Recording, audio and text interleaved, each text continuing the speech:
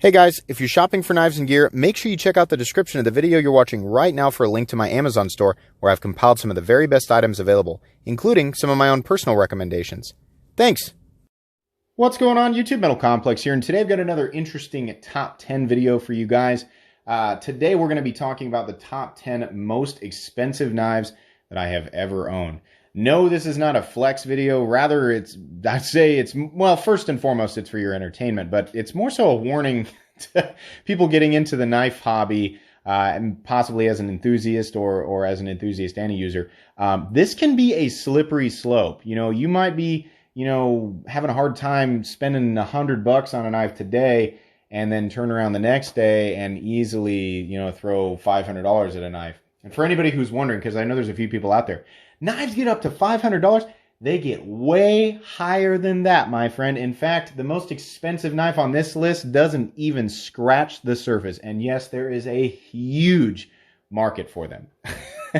Super high-end custom knives that cost thousands of dollars do get bought a lot. So, it just depends on, where you are in this whole thing. If you're used to buying $50 knives, then you're used to buying $50 knives. If you're used to buying $2,000, $3,000, $4,000 knives, then my list really isn't going to be that impressive to you. But that's really all this is. Most of these images are my own. Some of them are good images, and some of them the quality is not so good because they were either very old or I had no idea how to use Instagram's filters and stuff. But yeah, we're going to go through here in order. There are a few weird ones because the total value is added up because they were modified. So some of these are estimates. I also don't I also don't own all of these anymore. I only own a couple of them still. So we'll kind of go through that as we go through. Thank you to all of my generous patrons who are supporting me right now. I could not do this without you guys. If you'd like to check out my Patreon, get your hands on some stickers and some other exclusive content, there is a link down in the description. Number 10 here. This is a knife that I still own. This is a ProTech Strider SNG in titanium. These are long gone. They were numbered. There were 40 of them. I own number 2. I actually do carry and use this knife, which probably has definitely brought the value down, but these were about $500 when they first came out. Judging by the build, the fact that it's numbered, and the fact that it's a Strider collaboration, I'm going to assume it's at least worth the same amount of money, or at least if it were in unused condition, maybe. Could be worth more than that. I don't really know. I'm probably not going to get rid of mine because this was a gift from my buddy Goodnow Jeff on Instagram, or Jeff Goodnow, as you probably could surmise. This is a wonderful knife. It's big and bulky and heavy and carries a little awkward, but I love it. It's super cool, and titanium automatic knives are pretty rare. So this one's definitely a gem. Moving on here, this one I also still currently own. This is the Microtech Combat Troodon Hellhound Signature Series, which means it's technically a mid-tech. This is about a $600 knife. It's got a standard Microtech chassis, but it has, to my knowledge, a special and hand-ground blade. These blades, as far as I understand, are only available on the Signature Series. Super wicked. This is my favorite OTF of all time by a landslide. I'll never get rid of this because it was a gift from my wife for Christmas after I had been lusting over it and, sort of regretting selling my last one from 2014, which was a basic double-edged one. Yeah, I love this knife. It might be a little overpriced, but I don't care. Moving on here, the Riot Jack in Damasteel. This is the first one. This knife is a titanium integral. This is my picture. This is flamed titanium, and then it's got a marble carbon fiber inlay, a Damasteel pivot collar, blue anodized titanium hardware. I think it's even got a Damasteel pocket clip, and then the blade itself is Damasteel. When these were selling brand new, they went I think they were $675. I have no idea if they're worth more or less now, but yeah, I bought mine in the secondary market, so I didn't quite pay that much, but yeah, this was, roundabout a $675 knife. Loved it. Really miss it. Huge, huge knife. Whoever has it, I hope you're enjoying it. Moving on here, this is not my image, but my Olamic Wayfarer Classic looked very similar to this. Mine did not have a two-tone blade. It was a satin finish blade. Mine did not have bronze hardware, but the other handle materials were very similar. Again, I bought this on the secondary market. Mine was over $600, but I believe brand new it was a lot more than that. A lot of people know the Olamic Wayfarer as the 247, which is a mid-tech.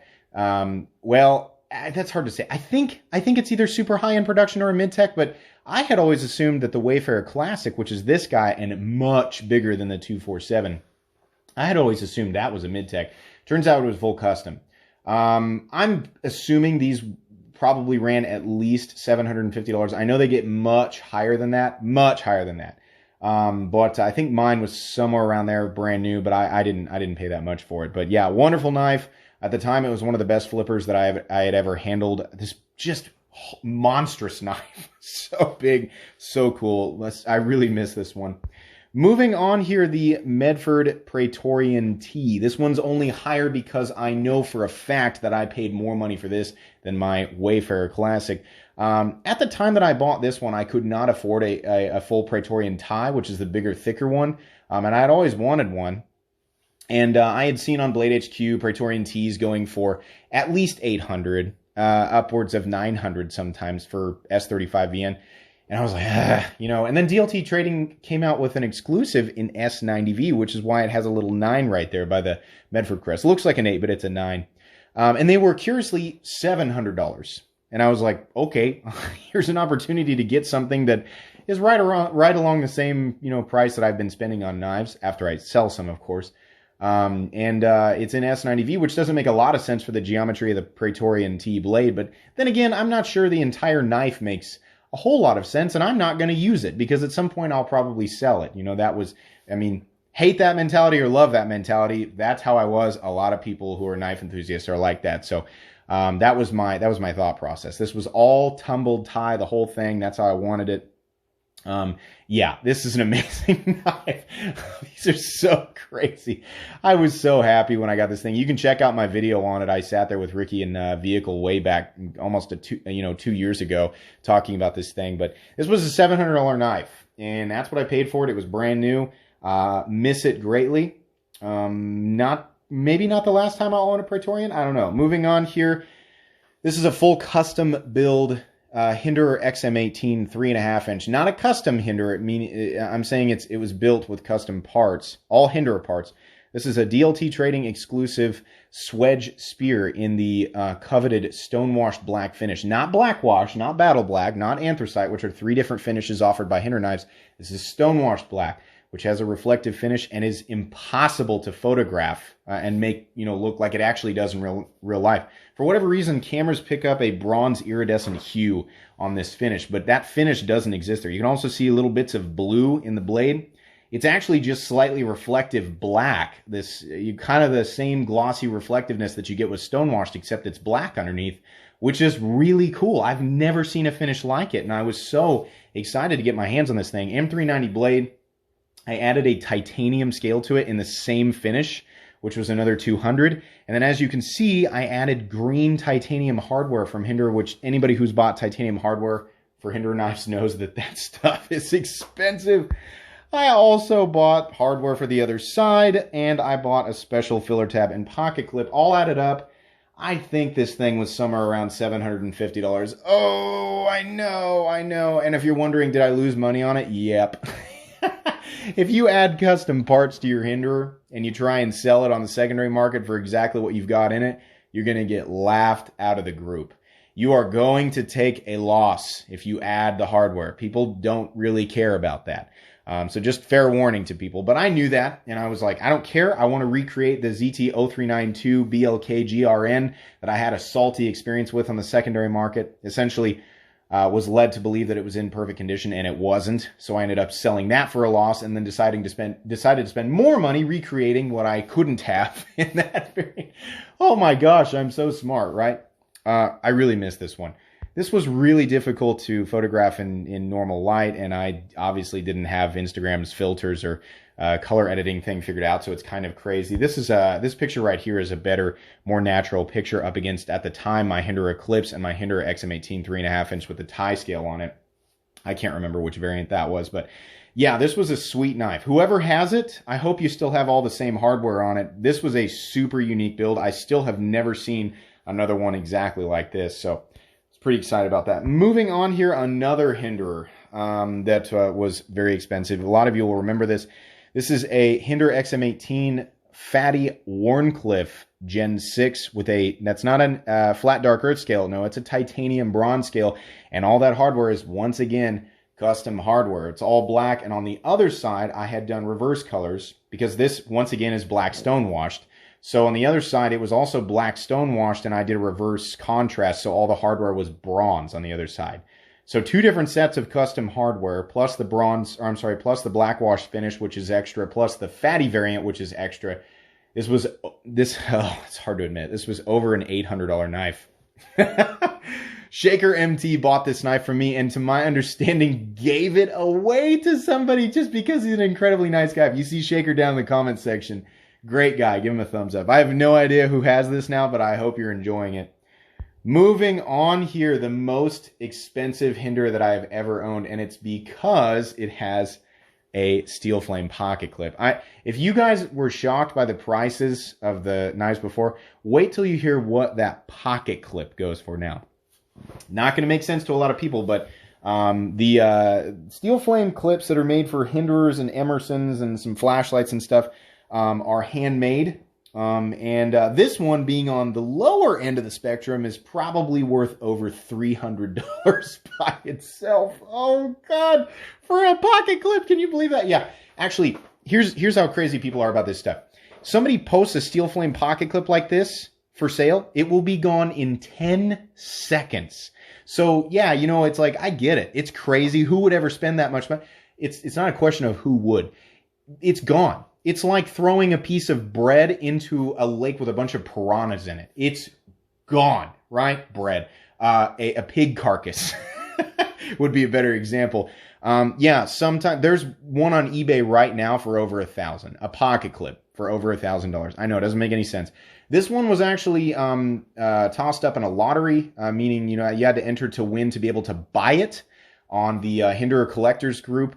And my buddy Ricky won it and then sold it to me. And then I put it on a full titanium Hinderer XM18 3.5 inch that was already $625, making this a knife worth well over $900 all combined. Now, would somebody actually pay $900 or over $900 for this knife with the clip on it? Probably not. They probably would just want the clip, right? Because it's probably a Hinderer, somebody who collects actual custom Hinderer knives that would take this clip and put it on one of those. But yeah, combined value, that's what I had in this. Okay, moving on here. This is my actual Marauder that I always talk about in my other videos. This knife was one that I purchased after finding out that Medford Marauders were becoming more available. It had the hardware upgrades, meaning screws on both sides instead of just one. It had the newer style clip, and it had a 3V blade, which was rare at the time. Most of these were D2, and if you were lucky, S35VN. But getting your hands on a 3V blade was not likely. It actually made the most sense out of all the steels for these knives, given their robust nature and the overly thick blade stock and blade geometry. This one in particular had a Vulcan finish, which is they can't control how the finish comes out. You can't see it very well, but this one was mostly dark red, like a deep blood red with hints of orange and yellow and even a little bit of greenish blue out there where the hollow grind turns into a flat grind. This thing was so vibrant. This picture does no justice to it. It was like it was glowing. The scale, again, you can't see it, but it actually had vibrant hints of blue and some almost purpley colors in it and the kind of the flame finish. This knife cost me about $1,000, and I bought it brand new, and I hounded the retailer and Medford Knives.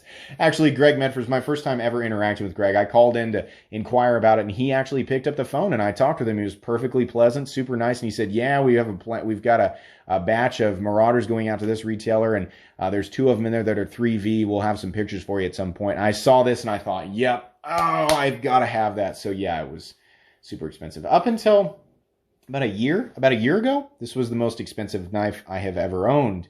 But then I took an opportunity to purchase the Medford Praetorian Tee. Again, my picture, my hand, it's actually the rocks in my front yard before the grass starts. I don't know why I'm telling you guys that. Oh boy, this knife cost me, if I remember correctly, $1,300. This is the full thickness Medford Praetorian Tee, 1/4 inch thick S35VN in this case, satin finished drop point blade. Beautiful. The satin finished blades were very rare through Medford knives. I don't know how common they are now, but I had not seen a satin finish. Usually you see Vulcan or PVD or you see tumbled. Satin finish was very rare. It had a bronze titanium frame. It had, I mean, this is 3/16 titanium attached to a 1/4 inch thick plate. This thing was massively thick, massively heavy, and that was the appeal to it. It also had a crazy sculpted titanium pocket clip that is unique to the Praetorian Tee, and I think one other model. The Fat Daddy? Something like that? I don't know. Yeah, far and away the most expensive knife that I own, and I greatly miss it. It is huge. It is, impossible to carry conveniently. Even in, you can carry it in jeans, but it's still big. But expertly made, wonderfully made. I think a lot of people assume that these are just like slapped together. They are not. These things are beautifully made. Fit and finish was just perfection. Centered, everything lined up correctly. Everything looked great. Nice chamfering everywhere, despite it being this big, very aggressive looking, very angular looking thing. No, it was very, very wonderful. I actually have a bonus knife to show you guys. Not one that I owned, but I thought you guys might be wondering what's the most expensive knife you've ever handled. This is a knife that will be returning to the channel because the gentleman who owns it is actually here locally. It's a buddy of mine that I turned on to folding knives, and in a very short time, he purchased a knife that was far beyond my wildest dreams. He has the financial means to acquire whatever he wants, so he did very quickly. This is a Todd Begg full custom Bugatti in the, I forget if they call it Star Strike carbon fiber with the copper wire weaved in there, and then they've got the polished epoxy over it, and then we have this compound ground CTS XHP blade that has been fully mirror polished. This is actually a picture that I took on the countertop of the gym that he co-owns in town, and yeah, this thing is a beast. At the time, and he made friends with the guys up there, and I think they cut him a bit of a deal on this thing. But I think he paid somewhere around $2,500 for this. These go for way more. These go for way more. Let's just say it's worth at least $2,500. It's still mint. I doubt he has any plans to get rid of it. Those of you who, have seen a Bugatti or know about the Bugatti, you know that that's their really big guy. And it is highly sought after. Absolutely. There is one more that would make this list, but it's not here yet. So hint, I just made one of the most expensive knife purchases that I've ever made, and it is on the way. I don't know when you'll see it, but it'll be in the future. So anyways, guys, that's going to be pretty much it for today's video. I hope that you were at least mildly entertained. If you were, please leave a like. If you'd like to check out my other content, I do, of course, have lots of videos of knives that are either expensive or inexpensive that I do or don't like. So check those out, and if you enjoy all my content, go ahead and click on that Metal Complex logo right there and subscribe, because there's definitely more coming. Thanks again for watching, everybody, and have a great day.